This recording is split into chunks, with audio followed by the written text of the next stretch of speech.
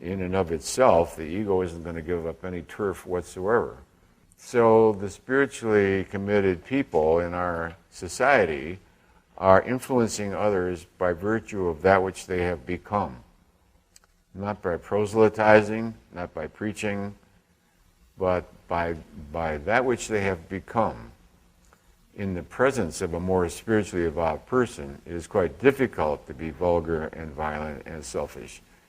You start to feel uncomfortable about it. You felt okay with it on the street, where it's the style, but as you start to present the same story to more spiritually evolved people, you see them change. At the Girls' Ranch, where I've been for 12 years, I'm going to have to resign from there due to lack of time, but we see hopeless, I found another doctor to come in. So I've treated, 1,000 teenagers. Highly resistant, savage backgrounds, brutality so extreme you say, this is not possible. This is not possible. And I won't even describe it here. The experiences are so grotesque, so extreme, you say, that's not even possible. I don't want to even hear their history. Social worker starts to tell me, this is their history. I said, I don't want to hear it. I just accept it's catastrophic, and how can anybody recover from that? How can anybody possibly recover from that? It went on for years, for instance. And how can they? Well, I'll tell you, they can't. PTSD, due to such savagery, you can't recover. There's no psychological technique.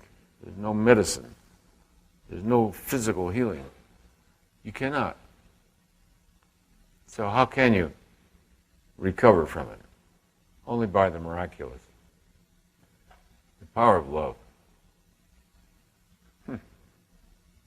So, each month the girl comes in and you watch the transformation from ferociously angry, ferociously depressed, assaultive, suicidal.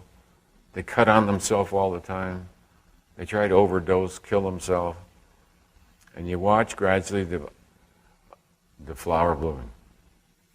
So you see that which is possible only by love. Only love could bring it out of that savagery and to become a beautiful young person.